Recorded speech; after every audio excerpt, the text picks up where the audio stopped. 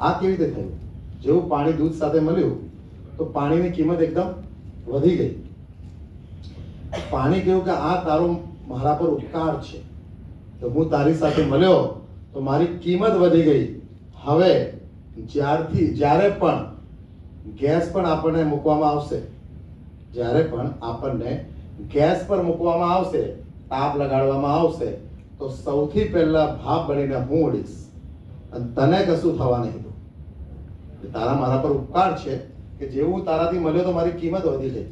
તો જ્યારે પણ ગેસ પર મૂકવામાં આવશે તો સૌથી પહેલા ભાપ બનીને હું ઉડીશ, પણ તને કંઈ થવા નહીં દઉં.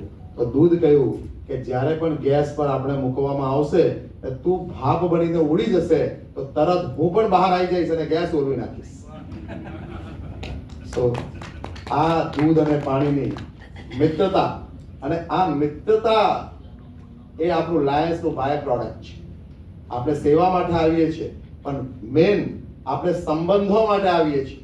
એક સંબંધો ડેવલપ કરવા માટે આવીએ છીએ.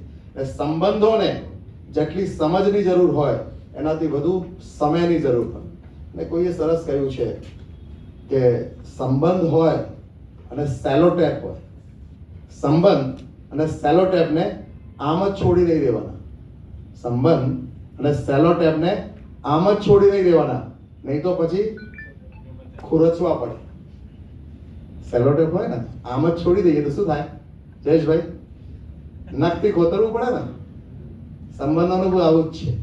અને આ એક સંબંધ જે છે એ અશોકભાઈ અને કિરણબેન સાથે અમારા વર્ષોના સંબંધે ઘણું બધું સપોર્ટ, સાથ સહકાર મળ્યું છે. અત્યારે ડીજી ટીમમાં પણ આ 2 વર્ષની અંદર અશોકભાઈનો અને કિરણબેનનો ખૂબ સપોર્ટ અને સાથ સહકાર મને મળ્યું છે.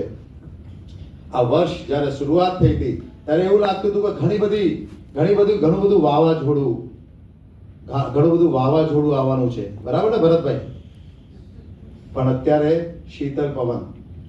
શીતલ પવન ચાલતી હોય એ રીતનું એક વાતાવરણ છે. એ બધી શ્રેય એ આપ સૌને જાય છે, દરેકે દરેક ક્લબને, ક્લબ પ્રમુખને અને બધા કેબિનેટ મેમ્બર્સ જે આપ સૌએ કામ કર્યું છે એને જાય છે. અને એકવાર શું થાય છે કે વાદળો છે ને, વાદળો हड़ताल કરી દે છે. एक बार बादल हड़ताल कर लेते हैं कि हम तो बरसेंगे नहीं,